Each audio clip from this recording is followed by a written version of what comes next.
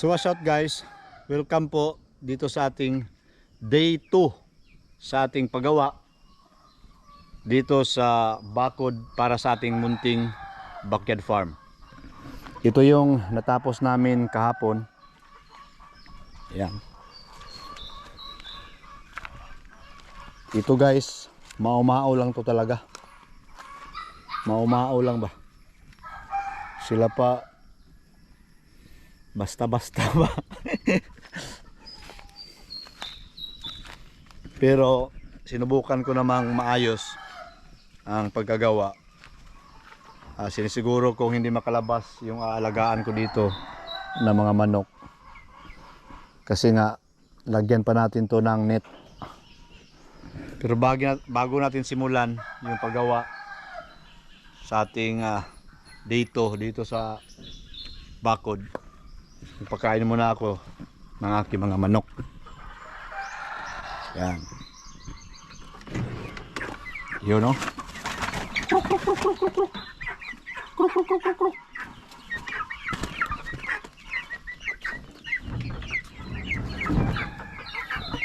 Sa ngayon, ito pa yung pangumpisa ko. 10 black astrolot to. Tapos 2 white leghorn na babae. Tapos isang lalaki to. Itong lalaki matagal na to sa akin. Kaya binilhan ko na lang ng 2 para mag-breeding kunuhay. So ito sana hindi na to mamatayan kasi 10 to. Pero ngayon ay 9 na lang kasi namatayan tayo ng isa. So ngayon magpakain na tayo para makapagsimula doon sa bakod. So 500 square meter to ang gawan ko ng bakod. Sana makayanan. Kasi nga subukan kong kawayan lang yung gagamitin kung kaya.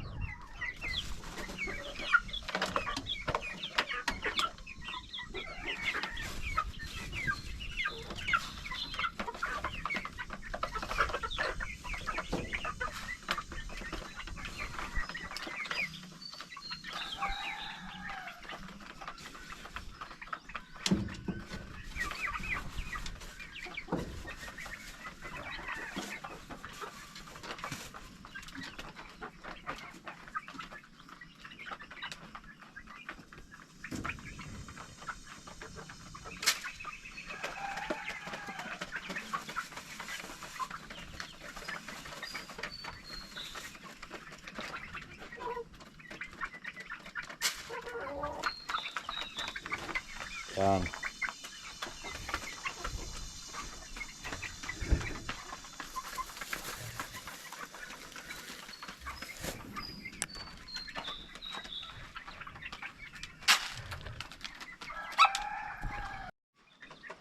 Sa ngayon ay ito pa lang sila. Pero ang goal natin, ang goal ko talaga nito ay paramihin to sila. At maghahanap pa ako na may dagdag dito. Kung may pira ako, bibili ako para may dagdag sila dito. May stock sila dito para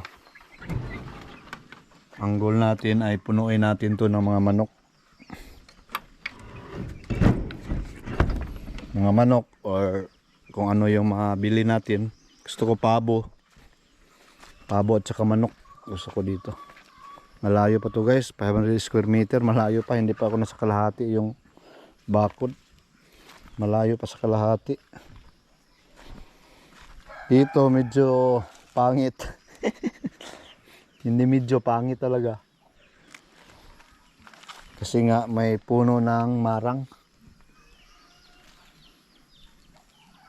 Siguro lagyan na lang ng net pababa para hindi makatakas.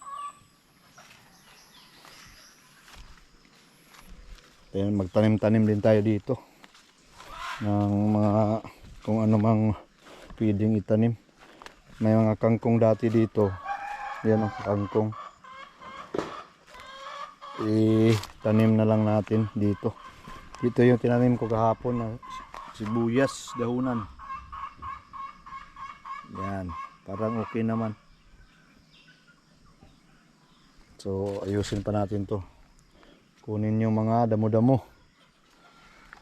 Hanggang dito yung ano ko guys, bakod. Ito kulang pa ng poste oh. Dito 3 pa, 4 pa. May mga butas na kasi binutasan na kahapon. Pero siguro kulang pa to ng mga ano dito kasi malayo man, muya-ya man. Bakit ang ingay ng mga manok dito? Maraming manok dito guys sa kapatid ko. Andiyan sila oh.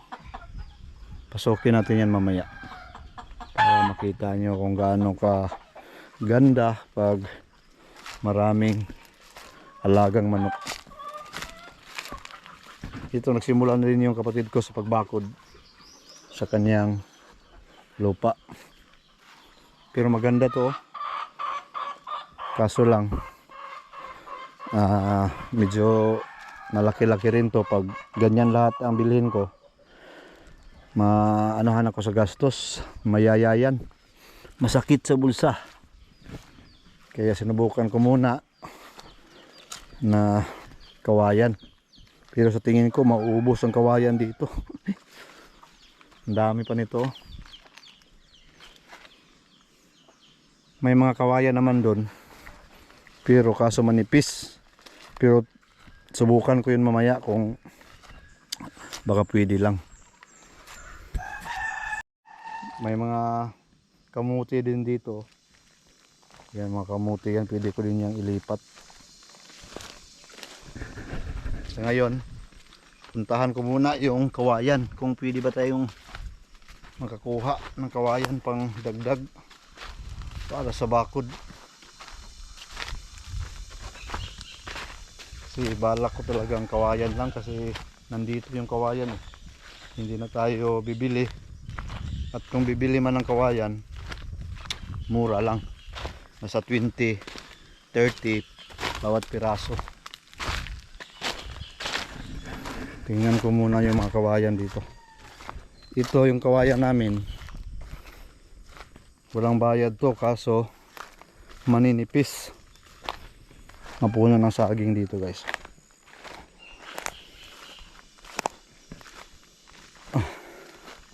Hanggang dito yung ano namin, lupa. Pwede naman siguro to.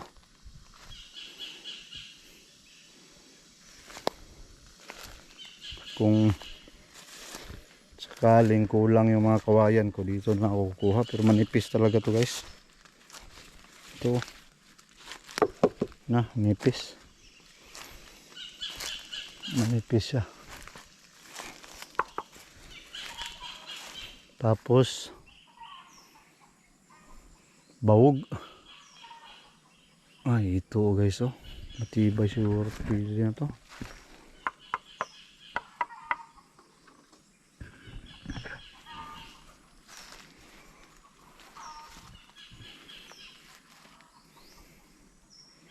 So siguro dito na lang ako kukuha.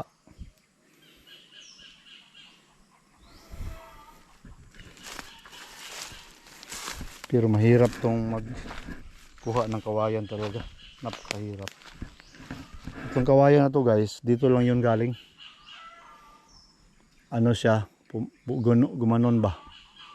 Yumuko, tapos nandito pumunta at nag-grow siya. Tumubo.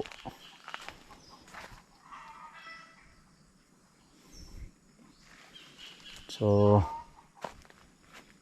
siguro makakuha tayo dito ng mga ilan-ilan guys, pang dagdag. So yun, balik tayo doon.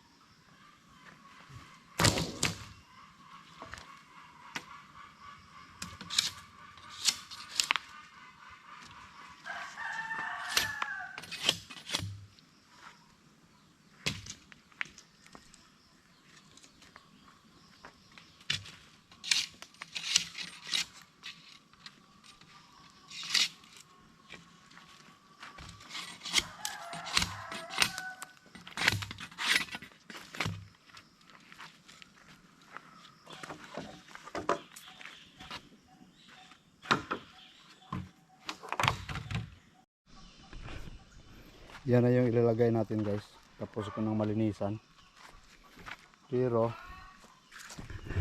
kailangan muna nating magbutas sa gitna para hindi lumaylay yung kawayan. Kasi kahapon na realize ko na lumaylay siya kasi kulang ng haligi. Ito. Yan lang kasi una. Tsaka ito. Nilagyan ko sa gitna para matibay siya.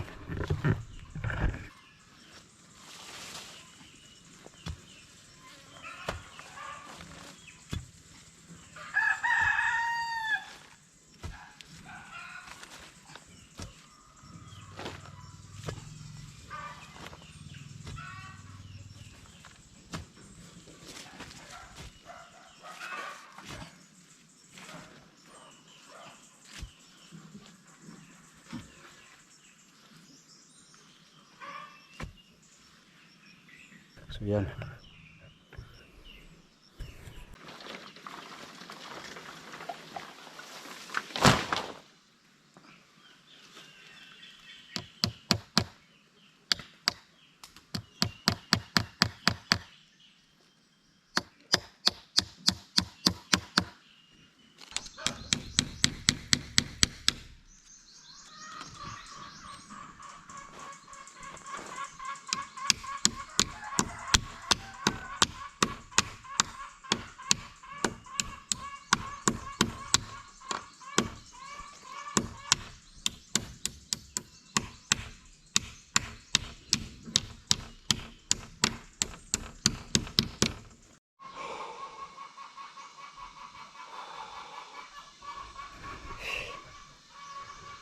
Yes.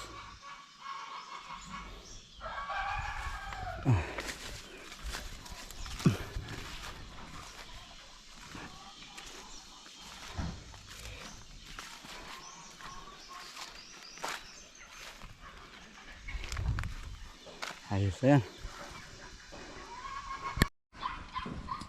Kapagod guys. Yan lang siguro muna sa ngayon.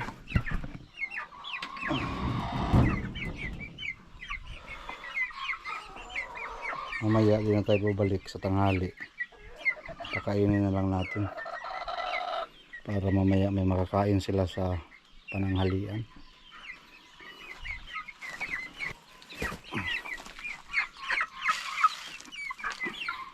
Busog na po sila guys, pero lagyan lang natin para may makain sila.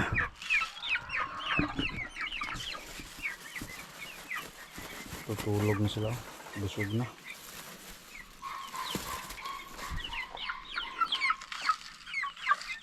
Balikan natin ito hapon na naman.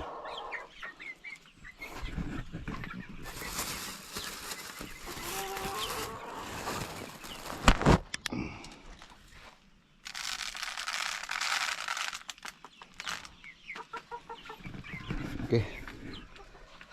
Kapagod.